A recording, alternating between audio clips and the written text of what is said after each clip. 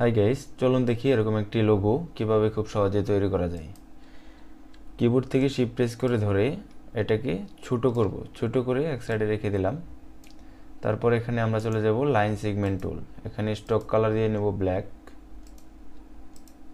Keyboard থেকে shift press করে ধরে ডান দিকে ড্র্যাগ করব।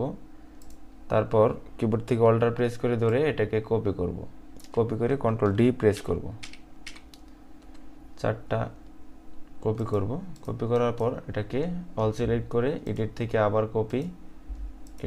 আবার paste in front shift press করে ধরে রোটেট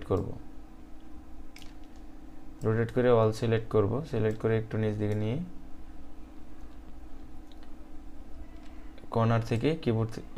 কর্নার থেকে আমরা রোটেট করে নেব কিবোর্ডের শিফট বাটন প্রেস করে ধরে। তারপর এখান থেকে আমরা চলে যাব পলিগনার লেসো টুল অথবা পলিগন টুল। শিফট প্রেস করে ধরে একটি পলিগন নিয়ে নিলাম, রোটেট করব। তারপর এটাকে এনে এই অ্যাঙ্কার পয়েন্ট বরাবর বসিয়ে দেব। জুম করে নিলাম। এখানে সুন্দরভাবে বসিয়ে নেবেন, তা না হলে আমরা যখন শেপ বিল্ডার টুল দিয়ে কাজ করব তখন এটা কাট হবে না সঠিকভাবে। জুম ইন, শিফট প্রেস করে ধরে এখানে এনে বসিয়ে নেব। ওকে, তারপর আমরা জুম আউট করে নেব।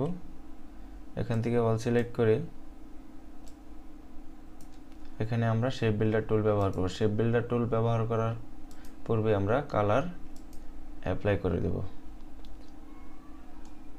এখন শেপ বিল্ডার টুল এখান থেকে রিমুভ করে দেব, কন্ট্রোল জেড,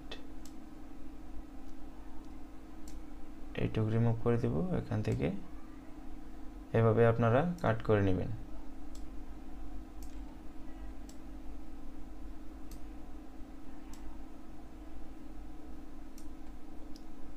ওকে, এখন আমরা কিবোর্ড থেকে শিফট প্রেস করে একটা সিলেক্ট করে এডিট থেকে কাট করে এগুলো আমরা ডিলিট প্রেস করে ডিলিট করে দেব। আবার কন্ট্রোল ভি পেস্ট করব, এখানে চলে আসবে। All select, stock colour of. এখন কালারটা কাস্টমাইজেশন করে নেবেন আপনারা।